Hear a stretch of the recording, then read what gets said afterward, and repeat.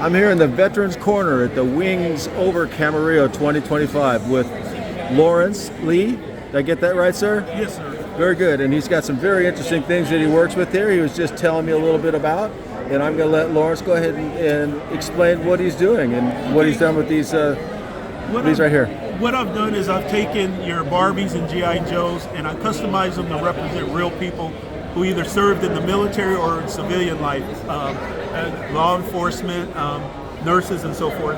And the goal is to enhance the fact that real heroes are those who are willing to serve others. And so what you have is a small sampling of some of the figures that I have. We have Tom Collins, who worked for the Ventura County Sheriff's Department, and what makes him unique is that he served in the Navy flying helicopters, and when he retired out in this area, and he came out to the Ventura, and he noticed that they didn't have a helicopter unit here at the Sheriff's Department. So he was instrumental in getting a unit started here that we know as the rescue squad that the Sheriff's Department has.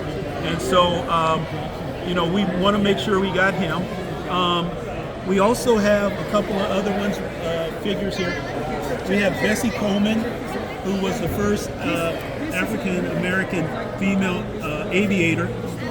What makes her unique is that at the time that she was applying for license here in the United States, African Americans weren't allowed to even apply. So she actually saved up money and went to France, and she learned how to fly over in France and then came back over here to the United States. And so in order to earn money, she would do what they call barnstorming or put on shows, just similar to what we have here today. But she also opened up a school, a flight school for minorities so that they could get an opportunity to get their wings. So in essence, what we're trying to do is try to remind people that real heroes are those who are willing to make sacrifices and those who are encouraging to build a unity among all people. Well, that's awesome, Lawrence. I love what you do. I love that you're here for people to talk to you today. Absolutely. It's my pleasure to talk to you and to see what you're doing here. Is there anyone else here you'd like to talk about here? Maybe another one? Well, if we go a little further, you'll notice there's a group of aircraft here.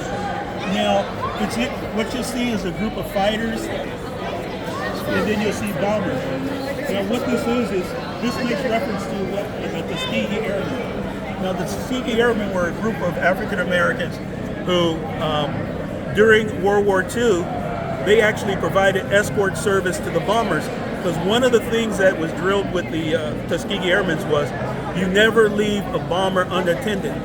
And so what happened is that these planes would escort the bombers on their missions so that they would be able to perform their duties and come back. And what was interesting, no one really realized it, but on most bombers, there was a crew anywhere from 6 to 10 people. So if you had let's say 100 planes that went overseas, and let's say 50 of them were shot down, that's 500 men, lives lost. Wow. So it's important that the Tuskegee Airmen, what they did is they proved that we weren't out to get, chase the enemy, but we were there to do a duty to protect our own, so that they would be able to come back home.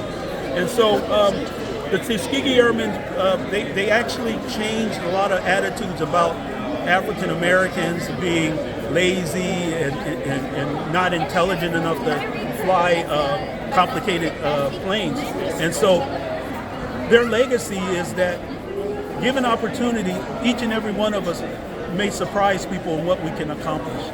But that was started because they took something that they told they couldn't do, and they proved they could do it. That is so impressive. I love that story, and I'm very impressed by that. One.